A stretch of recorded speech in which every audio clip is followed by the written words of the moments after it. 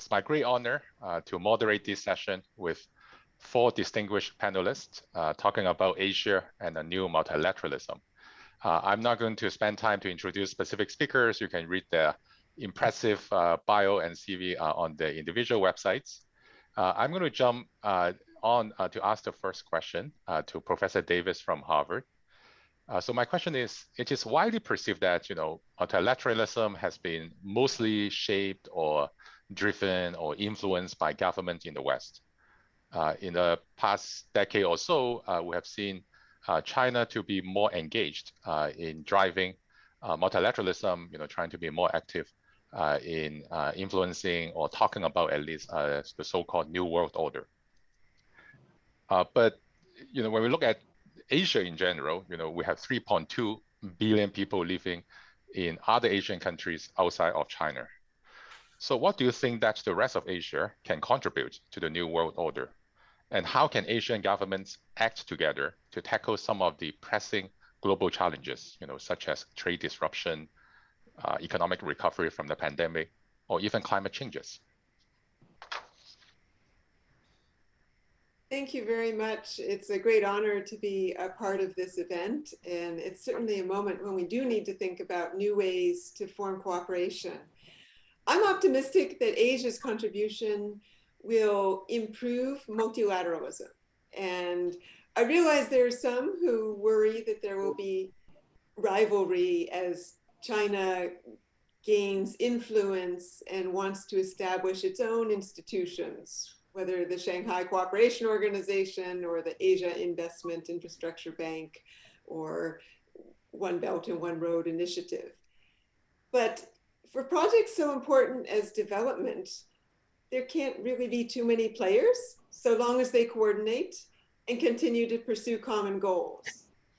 And it's actually interesting to think back when Japan started to recover after World War II. By the 1966 establishment of Asia Development Bank, Japan played a lead role, but that wasn't at the expense of its role in the World Bank. And those 2 development banks went forward to do a lot of really important projects in East Asia. And adding in another with AIIB could simply help meet further the needs of the region.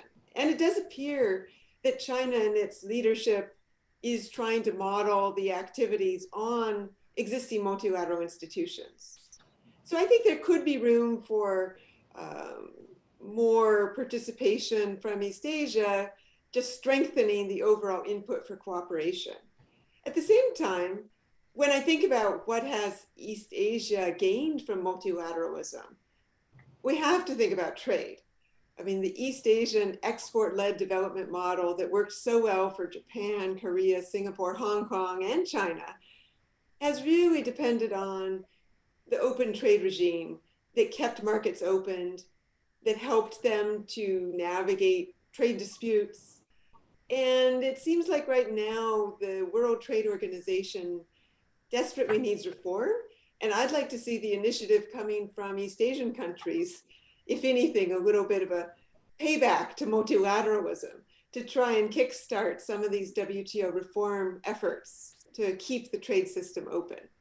And I know it's difficult, but there's a whole range of issues where East Asia has a strong contribution. Singapore issues that were at the start of the Doha round talked about investment and competition and procurement rules that got started at the Singapore Ministerial in 1996. Leaving those issues out of the Doha agenda for trade was really a problem. So maybe now East Asia can push and say, global production value chains are just as important, but they need more rules. Let's get back to the multilateral table to think of a better approach to improving these rules. I hope it's possible. So since you mentioned about the new trade agreement among the Asian economies, I would like to ask you about your opinion about RCEP, so Regional Comprehensive Economic Partnership.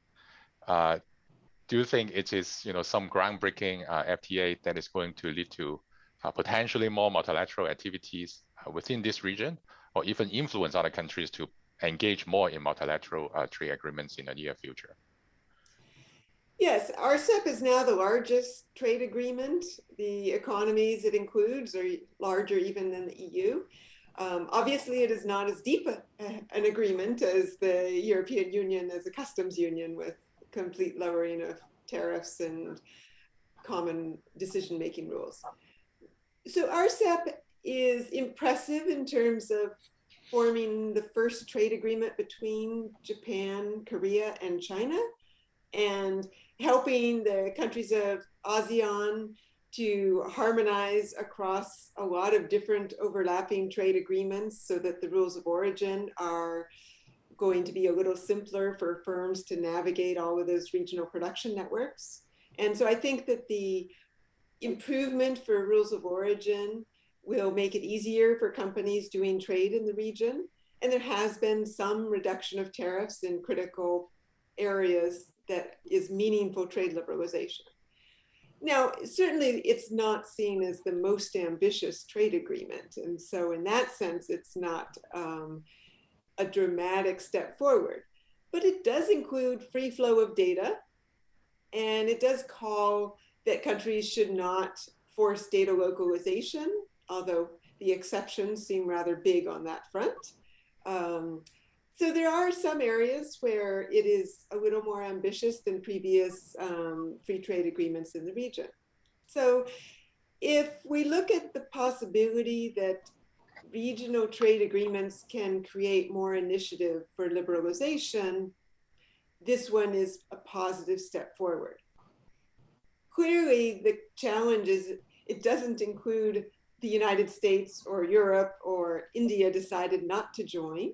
And so the real challenge is whether momentum from RCEP will help feed back into WTO and multilateralism. And the danger is if instead it makes countries just form a sphere of influence outside of the global economy. I don't see that happening. The countries of Southeast Asia, Japan, are not looking for a separate sphere of isolated economic exchange. And so I think we'll continue to see broad global market policies with RCEP as one of many trade agreements. It's great to hear that. I still remember when I was a grad student, 20 years ago, we were talking about whether regional trade agreements are building blocks or stumbling blocks for multilateralism. And I still remember that there's actually no conclusion after years of debate. But I'm glad to hear your positive remark on the RCEP that seems to be more like to be a contributing force to more multilateral activities. I'm going to come back to you, Professor Davis, in a few minutes. But for now, I would like to turn to Mr. Yeo, the former Foreign Minister of Singapore. I remember in some webinar, you once mentioned that it is very difficult for countries to take side in the midst of the US-China tension.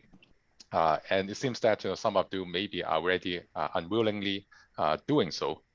And in your opinion, or based on your observations, what have individual Asian countries done to diversify against geopolitical risk? In your experience as a foreign minister of Singapore, what do you think are the most difficult challenges facing foreign ministers around the world today? Thank you, Heiwai.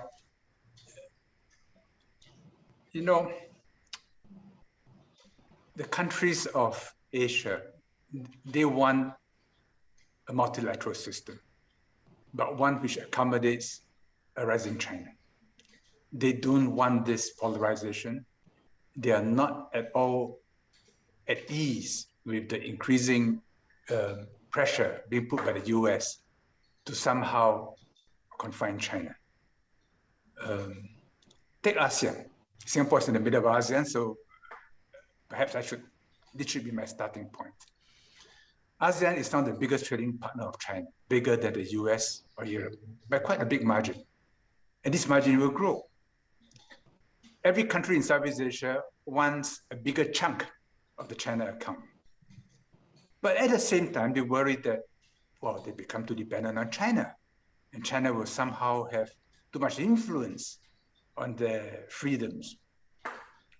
So when that happens, the more they see their account with the US growing, the more they want diversification. This is natural, it's instinctive.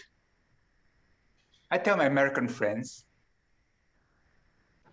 you are a free rider on the AIIB, on the Belt and Road, because the more these projects succeed, the more countries welcome you, and you don't have to pay anything for the public good. You are just naturally welcome. Question is, does China itself want multilateralism? I believe so. I believe that this is its first preference. In the negotiation for RCEP, I was told by Singapore trade negotiators that China was the keenest to have India inside RCEP. But there could be political reasons for this, but they were prodding ASEAN to make more concessions to India. But India is still agricultural. It worries a lot about elections all the time. And there was therefore a decision, a great pity, not to join RCEP, but we should get India in as soon as possible. And get China to join the CPTPP, because that would put pressure on the US to come back in. And that is the most important multilateral system of them all, the CPTPP. And together, the economies of a CPTPP, which includes the US and China, will be maybe 2/3 or 70% of the global economy. The WTO will have no choice but to move along. I don't see regional trading blocks as stumbling blocks at all if they are WTO consistent. They are the ones which will, in the end, provide the leading edge to the WTO. Very glad to hear that. So we have been talking about trade and all the new trade agreement initiatives. But then when we think about multilateralism, especially during and potentially after the pandemic, we will have to think about more multilateral collaboration, trying to solve all those emerging potential crises regarding global health and also environmental degradation. So I would like to switch gear a little bit to talk about other non-trade or non-economic topics. Especially we have an expert from the Hong Kong New Medical School, Professor Vivian Lin. We know there's a vaccine gap between the developed and the developing world, right? The vaccination rates have been rising very rapidly in advanced economies, while in many developing countries, we still see very low vaccination rates, obviously because of the lack of vaccine. Do you expect a stronger multilateral effort after advanced economies people took the vaccine? And in the absence of that, if there's not enough multilateral efforts to support developing countries to be vaccinated, what would happen to the world? Do you see a more divided world on social issues or economic issues? Thank you very much for the question. I think that what we have seen during the pandemic is vaccine nationalism, vaccine diplomacy, and they're both pretty ugly. But what happens in global health cannot be divorced from political economy. And at the end of the day, vaccine is big business. And pharmaceutical companies are in the high-income countries. So what is the role of the high-income countries to actually either make the vaccines more accessible or support the manufacturing capacity in lower-income countries, or to subsidize vaccine access through their official development assistance, or to pressure big pharma to lower the prices?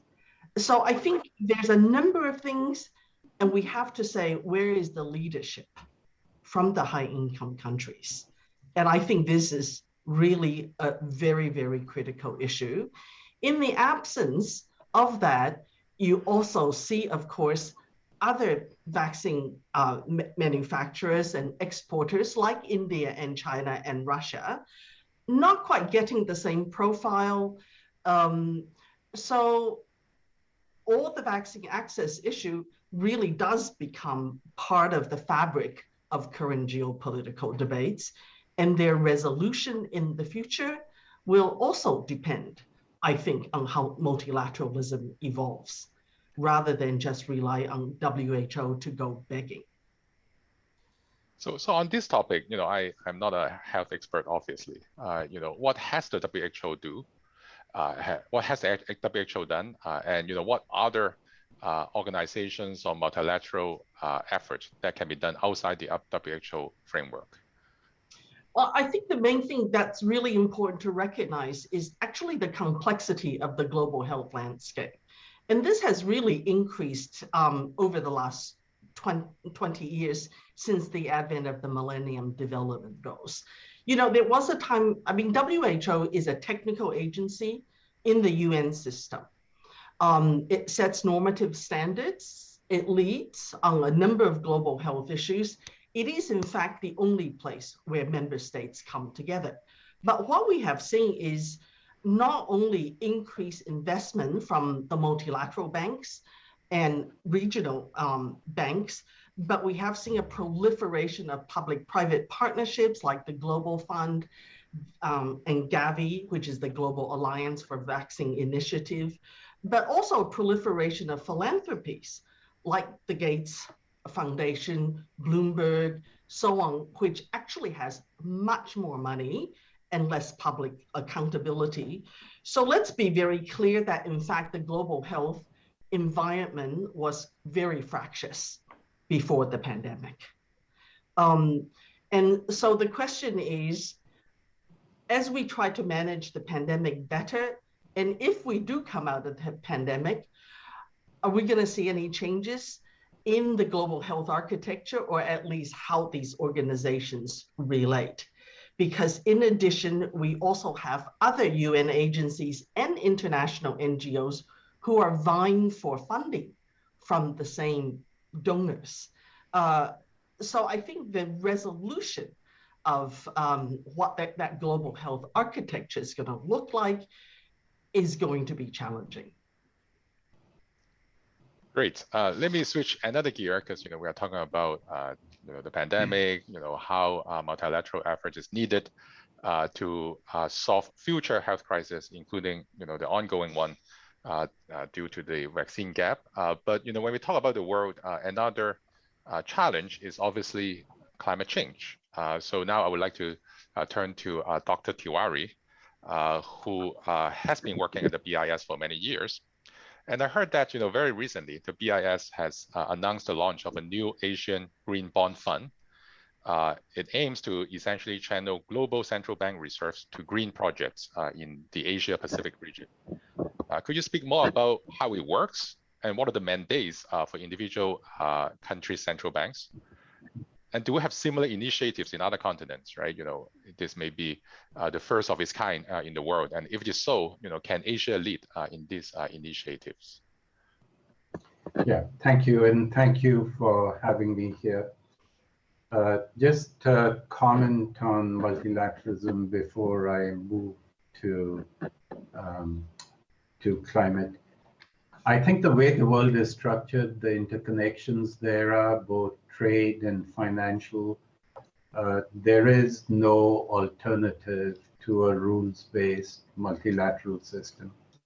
The issues are always what the rules are. And here ambition needs to be married with realism. And the second thing always is, what is the dispute resolution system? And in this, the strength of global institutions is what matters. And there are areas where even with countries that have very different ambitions, they always find room to collaborate because they're able to set the rules of the road on which the private sector has shown that it can innovate and further development. And climate is one area where you see a meeting of the minds between many large economies. and especially United States and China, where there's a meeting of the minds. And it is areas like this that shape and strengthen multilateralism forward. So in our case, we recently launched the Asian Green Bond Fund. Let me start with why we decided to take this step. If you look at everything that's come out of the Asian Development Bank, it's very clear that Asia Pacific region is the region of the world that has the largest need for infrastructure investments, in the neighborhood of about 2 trillion a year. It is also the most vulnerable region to climate change. And therefore, much of these investments will have to be green investments. So the need is dominant on one part. At the same time, Asian central banks and central banks in the region have a mandate to avert financial instability, including that may come out of the climate crisis. And they also have a large pool of reserves, relatively speaking. So the Asian Green Bond Fund that the BIS has launched is an attempt to join these two needs in the region.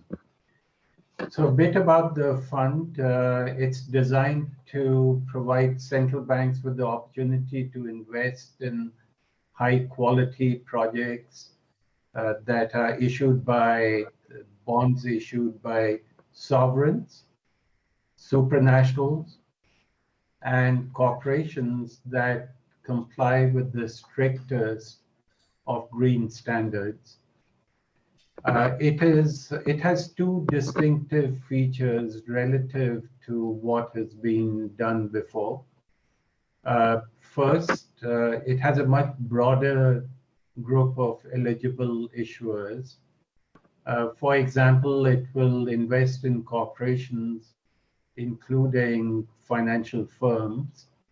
And the reason is that in Asia, unlike other parts of the world, much of the financing comes through commercial banks rather than capital markets.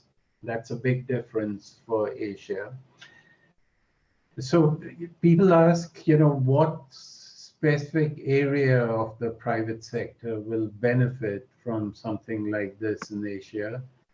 The investment is broad-based, and private sector that is investing in green infrastructure projects is likely to benefit from something like this. The second is more architectural, and it's again going back to the multilateral origins and the multilateral need of dealing with global public goods. That in developing this, we had widespread consultation with Asian Development Bank, Asian Infrastructure Investment Bank, the World Bank, International Finance Corporation, European Investment Bank, European agencies, to explore the opportunities for mutual cooperation to develop a pipeline of green projects in the region. I must say that this consultation, if one thing came out of this consultation, it was commonality of interest across the globe and a desire to support it. This collaboration is there with development institutions because they have boots on the ground to be able to source green opportunities and deal with concerns about greenwashing, which is quite dominant in the context of the COP26 discussions. And this fund would provide the opportunity for central banks to invest their reserves. It is not restricted to Asia. There's been a very positive reaction from both Europe as well as central banks in the Americas. This is our first attempt to join the financial side with the development side. It is the first attempt where a regional partnership has been devised. And I see no reason why something like this cannot be undertaken in the Middle East, North Africa. There is a regional development bank, or undertaken in sub-Saharan Africa, where the African Development Bank has a strong leadership, or to be taken forward in the Caribbean and Latin America, where the Inter-American Development Bank could provide an anchor to these efforts. And there's a saying in technology that that is very familiar to everyone in Asia, which is start small, think big, and ramp it up fast. And so we've approached this with a similar sentiment. Great. I like your conclusion and quick summary of essentially what the Asian Green Bond Fund is. I hope to see the actual impact when it is launched. It's going to be launched next year, right, in 2022. Yeah. So we've finished the consultations, and with these things, the devil is always in the details, and the details are always with the lawyers. And so we're going to go through a process with the central banks and dotting the I's, crossing the T's, and we'll begin sourcing funds in the first quarter of next year. Great. So by the way, I should have mentioned earlier, anyone who are listening to us online, feel free to type in your questions, and I will read your questions to our distinguished panel in the last half an hour. But before we turn to the Q&A, let me go back to Professor Lin.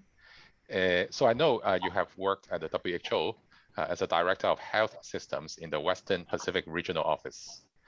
What would be the potential impact of the current pandemic on the global public health system?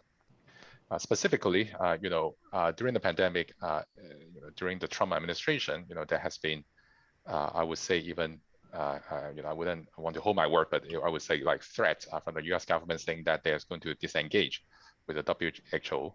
On the other hand, the Chinese government has shown more interest to play a larger role in the WHO.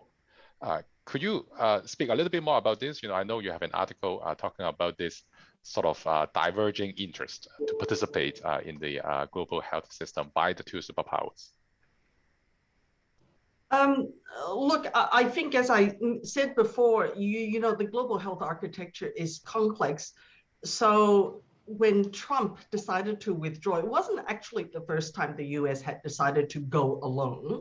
When US went to finance PEPFAR as a program to enable HIV drugs to be available across Africa, they also went alone and didn't go with, and that was under an earlier administration. So I think we see this periodically from different countries, and the big donors are more liable to do this. China's engagement is actually really in many ways quite recent, in that China has not been a big financier, and really made its very first, I think, voluntary contribution. It was to UNICEF a few years ago, and rather than to the WHO.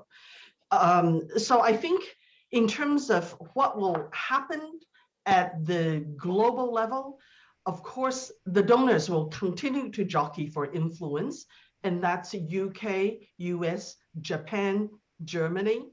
But we have also had, over the last few years, a different kind of a global health alliance, and that's Thailand, Brazil, Norway. It doesn't kind of get the global media profile, but very important in trying to find their way to go across the kind of usual groupings. Thailand has had an amazing process where they bring the largest delegation to the World Health Assembly, because they're actually systematically training up younger people to be engaged with global health, to analyze the issues. Vietnam has picked up on that. China is now picking up on that. So I think we have to kind of go beyond, what happens at the governance level to really see how countries are engaging if we want to understand the longer term consequences. From the viewpoint of the immediate response after COVID, I think what we see is, in the Asian region, and I mean East Asia and Pacific, we've seen in some ways a much better management so far with the zero COVID policy. This is actually quite consistent with how the Western Pacific region has performed over the years on a variety of public health issues. There's a certain sense of, firstly, pragmatism. Let's not argue, let's not debate the philosophy, let's just do it and achieve it, kind of a pragmatism. But secondly, the region has actually consistently invested in capacity development and system strengthening. So in that sense, there is quite a distinctive Asian approach and a contribution that's very different from, the money, the philosophical ideas, which tend to come from the more Western countries. And I think that dynamic will be there, but what's going to be important is really what are the lessons that then are learned and whether they're shared globally or they remain regional. Professor Lin, I mean, I like your sharing, and you inspire me to talk about something that I was not going to get into, but since you have some thought on this, let me just ask you. So when it comes to sort of like multilateral collaboration, we have sort of the Asian values, Asian, I would say, ideology. For example, about COVID, many countries in this side of the world we talk about, zero case to be the target, while, many countries on the other side would say, well, let's live with the virus. So, this sort of diverging philosophies, ideologies that you already mentioned would affect potential collaboration, right? Could you comment a little bit more about this, right? I mean, I think part of the reason why we have not seen more collaboration between the two superpowers is because, they have different views about certain issues. I loathe to get into an Asian values debate per se, because I don't think it's so simple. I mean, you do have differences between how Japan has handled the virus compared with Singapore and China. At the same time, you have Australia and New Zealand, which you would think would be similar to UK and US, handling it differently from the US and UK. So I do think that there's probably some underlying community values that's not Asian per se, but that is a different sense of solidarity with a political ideology overlay in probably all countries. But I think also the experience of SARS in the region probably has also been important. And it isn't just government, it's the community that actually has that memory and is behaving in particular ways that make a difference. So we do have obviously some differences across the world, but I think when we look at COVID, we really have to understand this mix of ideology, values, particular leaders, social institutions, and the health literacy in the community. Great, thank you, Professor Lin. Let me once again turn to Professor Davis. I want to continue the conversation we had about trade agreements. In addition to RCEP, China has recently expressed interest to potentially join the CPTPP. And we still remember TPP was proposed by the Obama administration many years ago, and obviously the Trump administration decided to withdraw from it. So now with a potential joining by China, do you see pressure on the United States that they're going to put up their act and rejoin the CPTPP?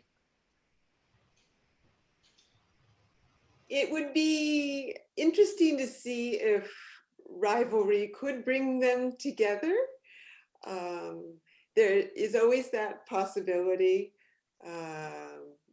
Thinking back how Cold War rivalry actually led the Soviet Union and the United States to cooperate in the World Health Organization to eliminate smallpox.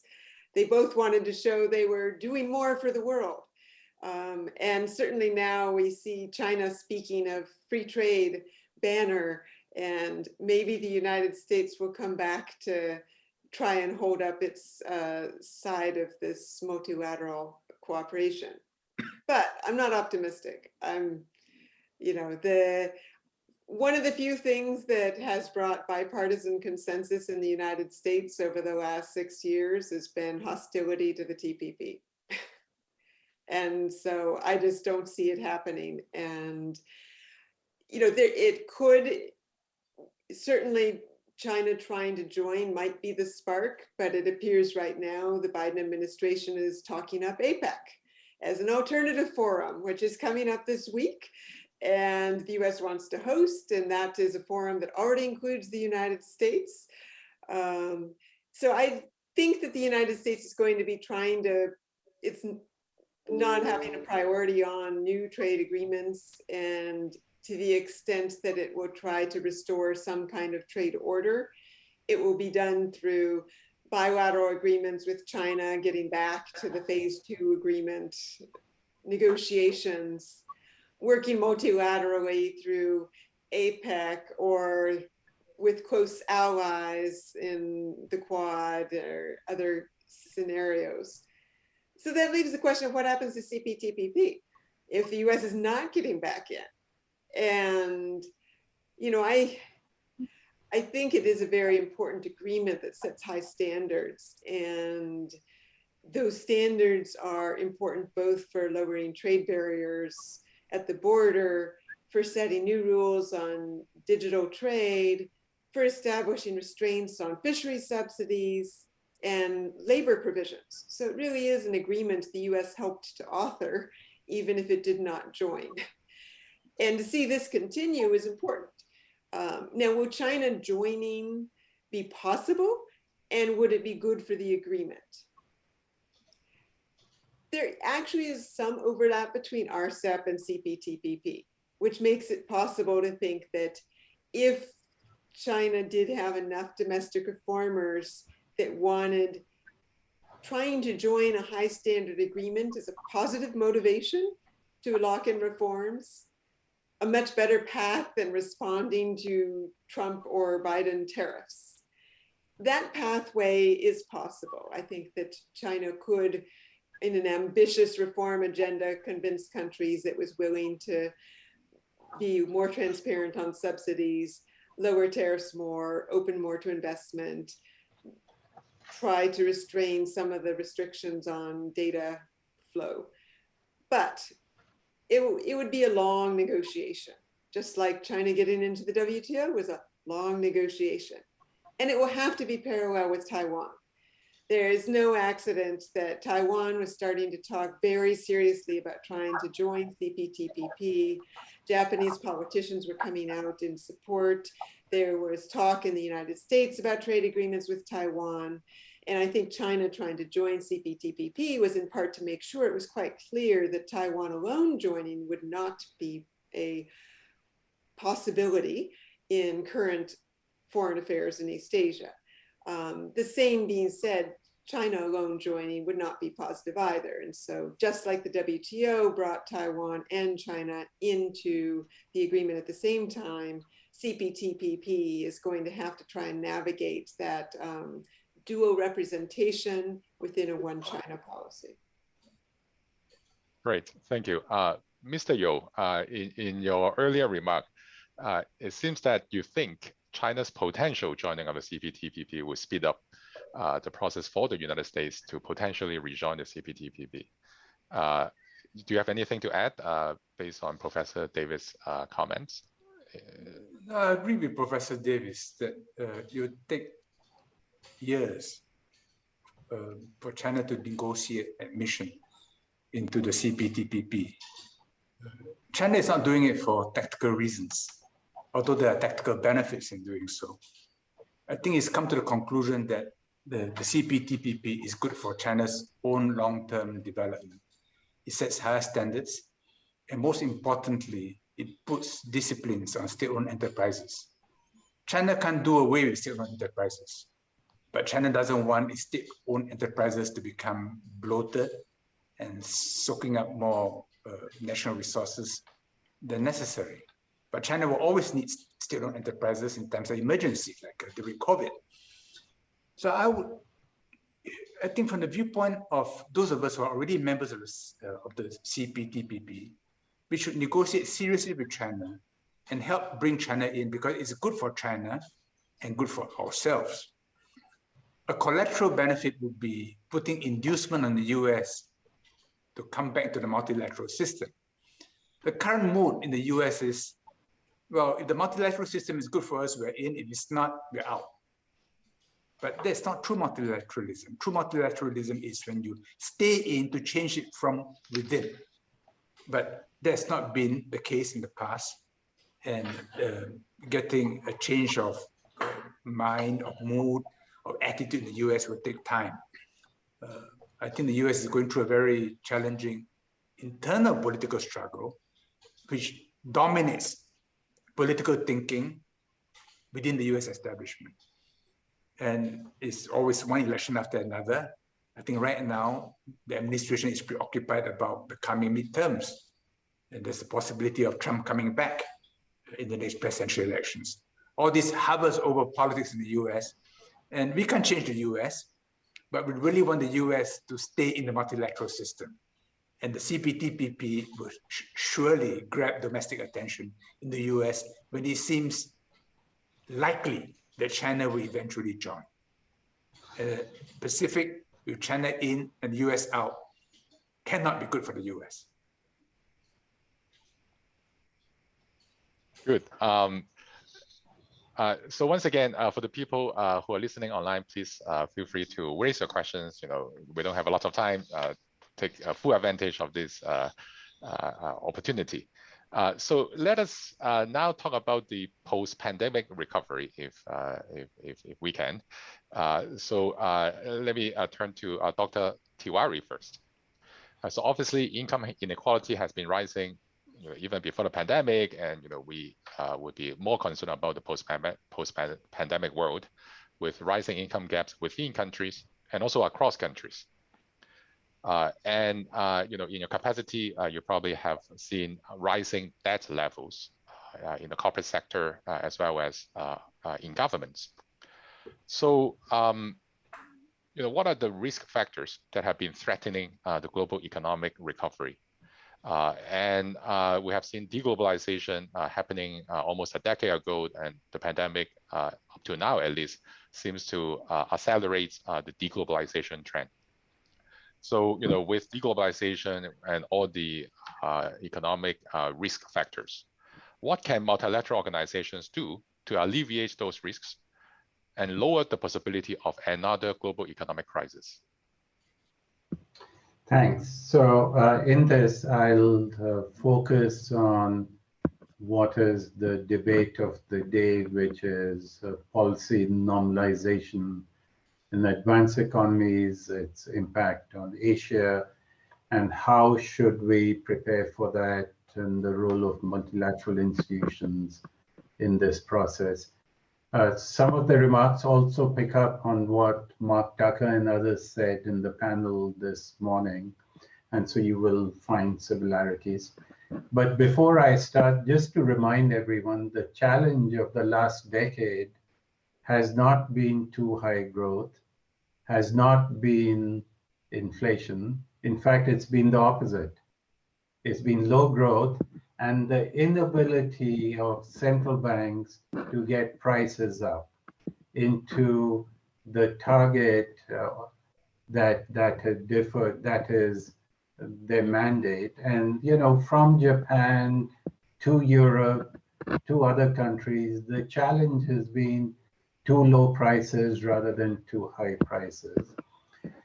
So in the backdrop of this, the pandemic came, and no one a year back would have thought that we would have been in this position today. The recovery has been remarkable. The action by central banks first and governments later has been forceful, with the IMF estimating that the recovery is about global economy growing about 6% or just under 6% next year. Recovery is strong in United States and Europe, so we're seeing some initial signs of moving towards policy normalization. The improvement in the fortunes of these economies are broadly positive for emerging markets, and they're positive for Asia. Their stronger global growth means increased demand for exports, especially manufacturing exports, and rising commodity prices is a further boost to commodity exporters. And we are seeing these signs in Asia. But the worry is that as the global conditions tighten, are we going to see past episodes of capital flow outflows in Asia, whether it was 2013, 2014, the famous taper tantrum or other variations? I think there's a general consensus today that any normalization needs to be gradual, it needs to be flexible, it needs to be well planned, and most importantly, it needs to be well communicated.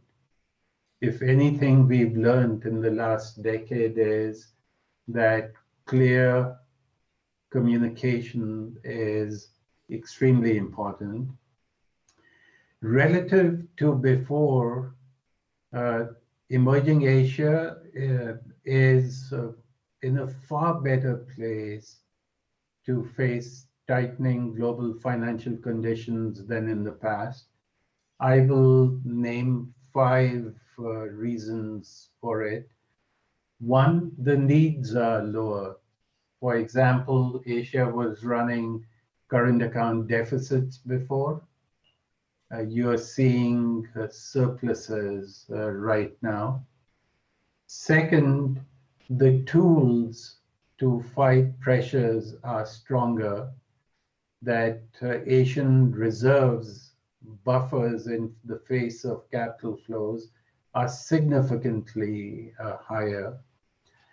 The adjustment to be made would be lower, with real exchange rates far more depreciated than before.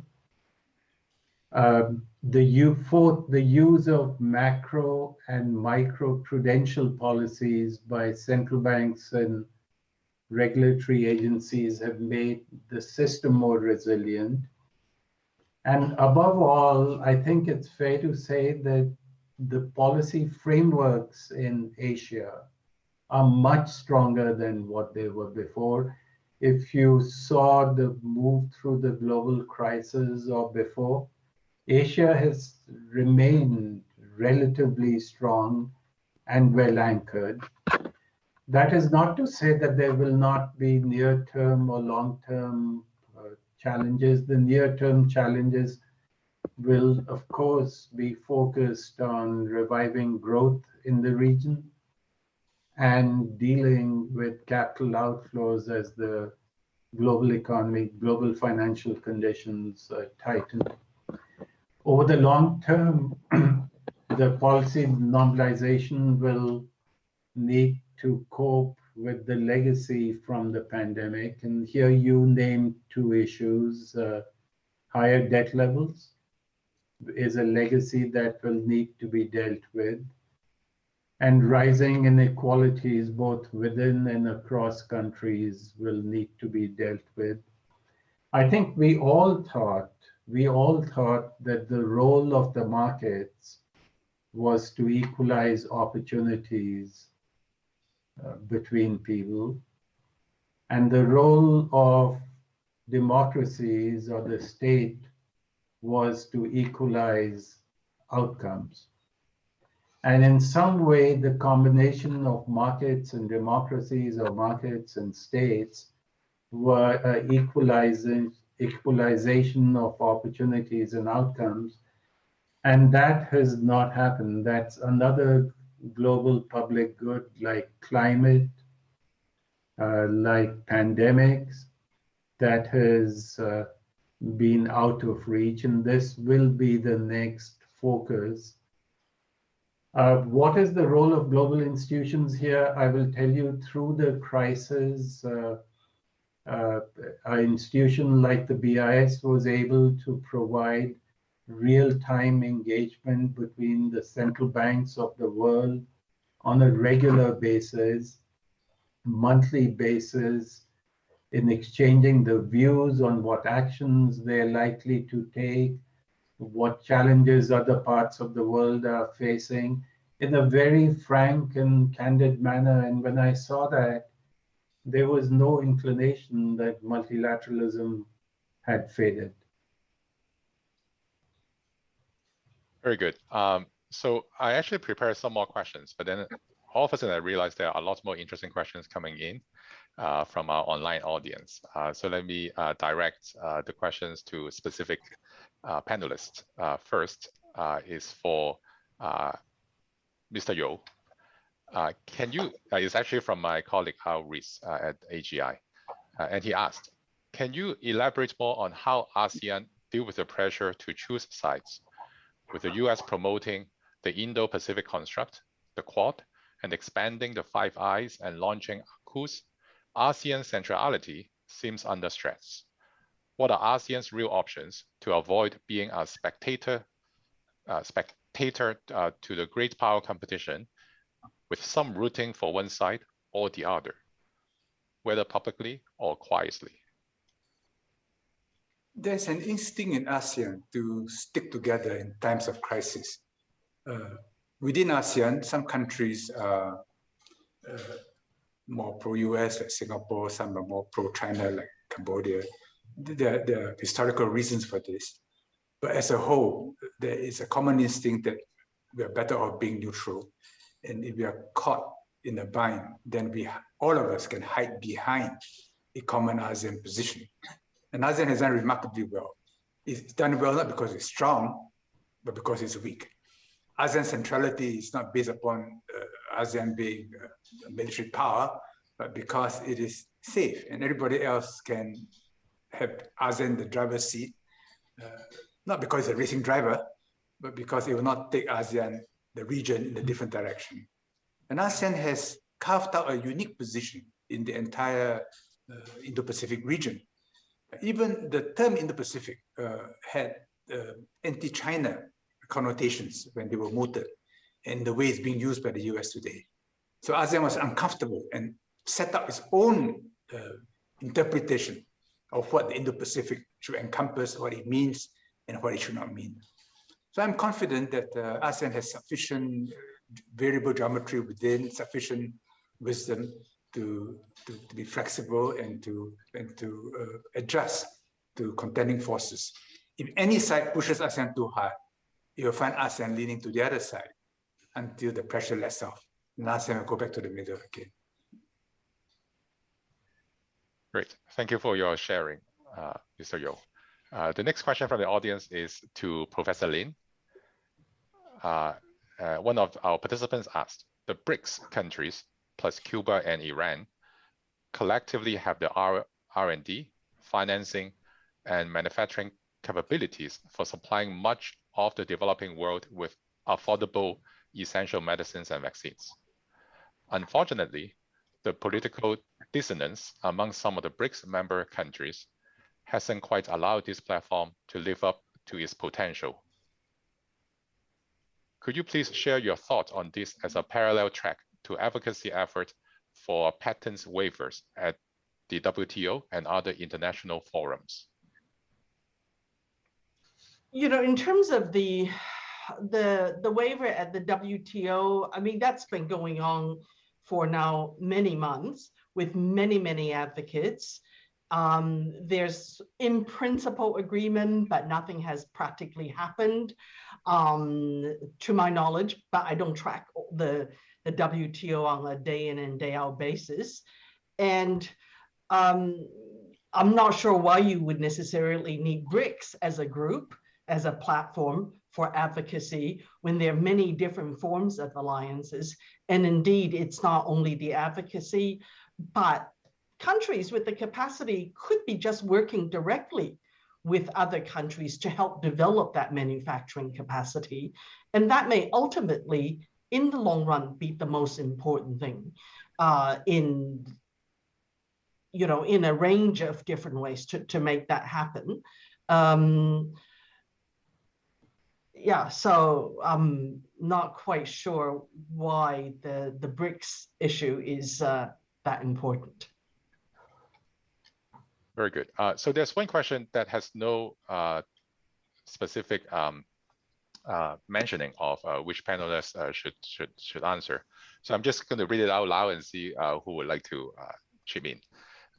So the question is, it looks like the common issues across trade, health, financing is about who should have the say in setting the standards. This is a political issue, and at the end, it's power play.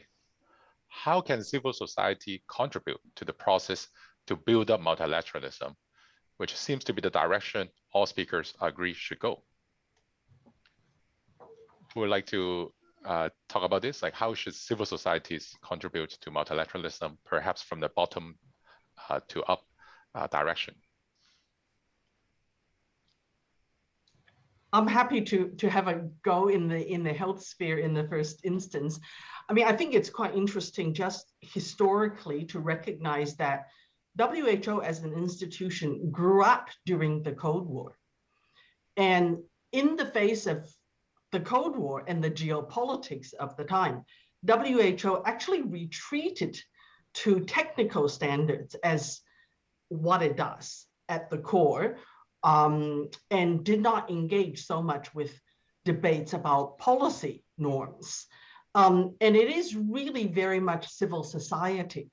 Originally, perhaps through the declaration of Alma-Ata and primary healthcare back in 40 plus years ago, that actually started to push the WHO more towards a normative policy space.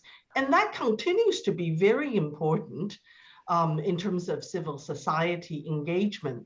The People's Health Movement regularly publishes the World Health Watch as a commentary, develops positions on all the agenda items of the World Health Assembly and the Executive Board, and any number of collaborating centers that are actually part of the WHO's sphere of work actually also make proposals for a global convention on global health, a framework convention on pandemic preparedness. There's no end of proposals. At the end of the day, it's still the member states on the governing board. So the next question becomes, what is the reform of governance arrangements? That's very good. Anyone else?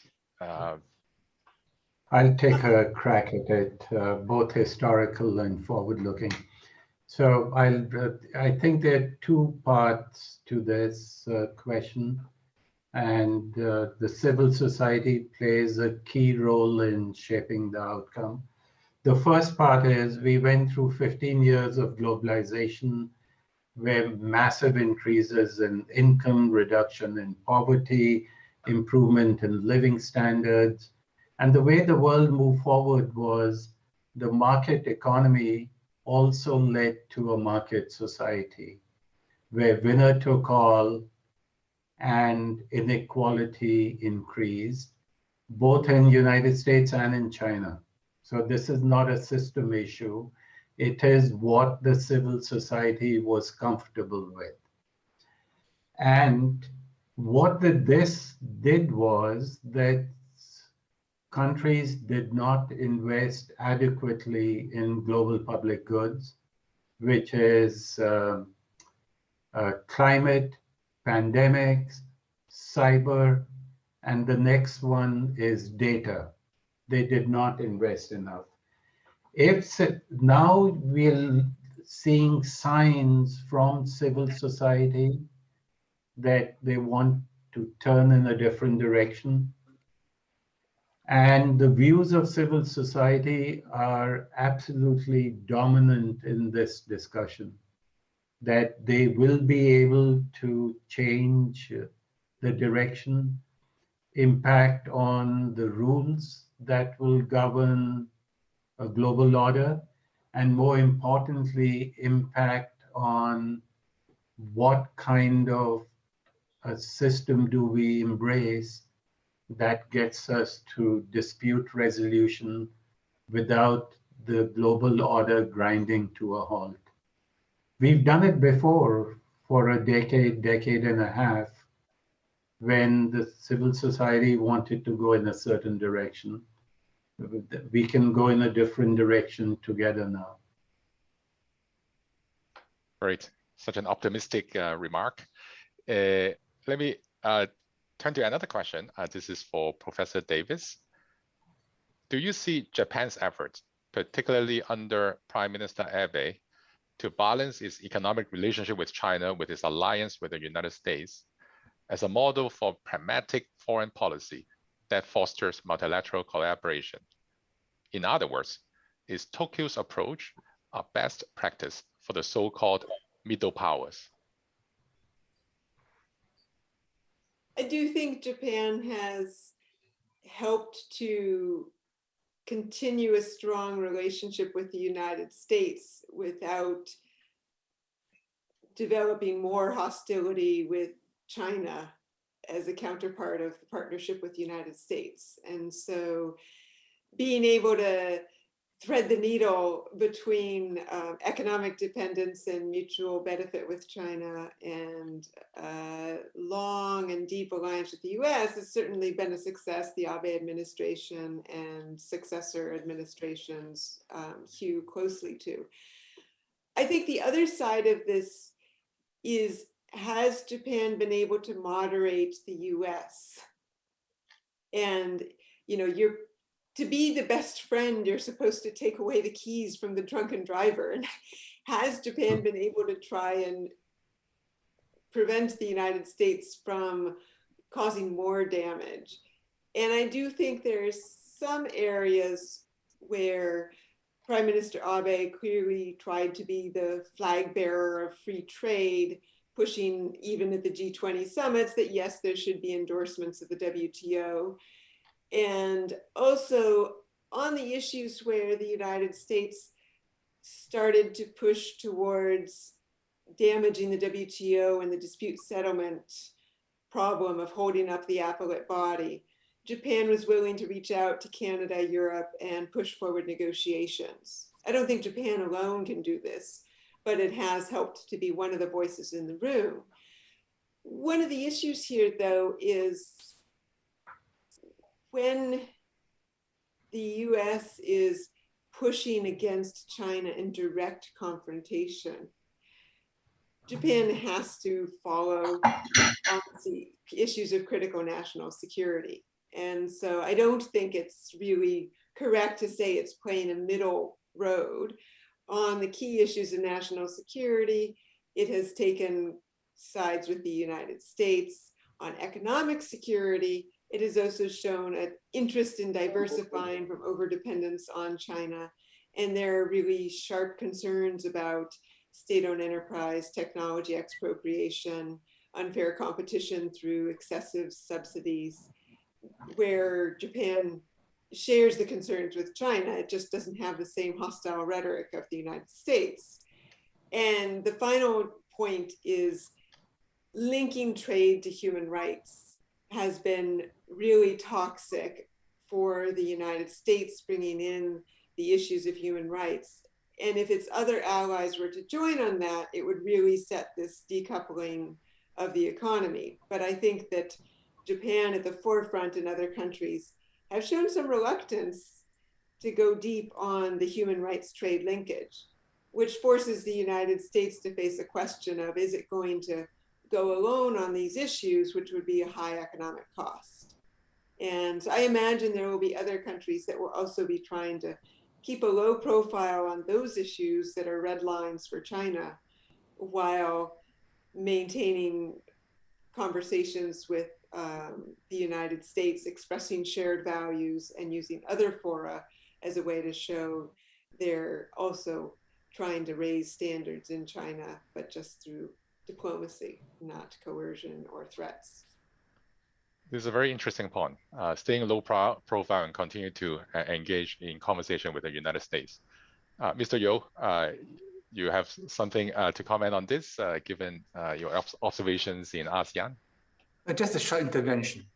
I agree completely with Professor Davis that Japan has limited room of maneuver for issues bearing on national security because of its dependence on the US strategic agreement. But at critical moments, Japan can play a decisive role. When the US decided to pull out from the TPP, we thought it was over.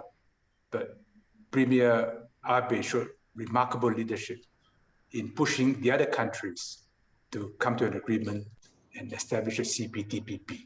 And that is now an asset for the entire region. Thank you for chipping in on this. And another question for you, Mr. Yo. So the question is, Malaysia and Indonesia are littoral states of the strategic Strait of Malacca, which links the Indian Ocean with the Pacific Ocean. Singapore sits right at the southern entrance to this heavily used waterway. This makes it likely locale for maritime blockade and theater for naval warfare if a US-China conflict breaks out. If there's no nuclear exchange in the strait, any nuclear power sub sunk in the strait would contaminate this narrow waterway. Okay, so it's a very long question. Is it time for ASEAN citizens and governments to get serious and emulate New Zealand for an ASEAN nuclear-free zone beyond aspirational declarations? Now, ASEAN can say what it needs to say, but the world will do what it wants to do. And big powers behave as big powers. The Strait of Malacca is a very critical waterway. Any power which blocks it will face the odium of the whole world. It's not only China who should be affected. Japan, Korea, Taiwan will all be badly affected. Hong Kong too. But even if there is a blockade or a blockage of the Strait of Malacca, trade will still find its way around like water. It takes, say, the many years when the Suez Canal could not be used. Yes, it had some impact on global trade, but the war went on. I remember as a young kid during Konfrontasi, when Sukarno opposed the formation of Malaysia and stopped all trade with Singapore. Singapore traders traded through Hong Kong. Lots of smuggling went on. So yes, it's an important scenario, we have to worry about it, but it will not be the end of the world.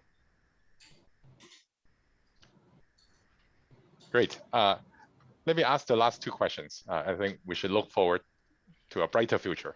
Okay. So first to Professor Lin, very quickly, maybe 2 minutes.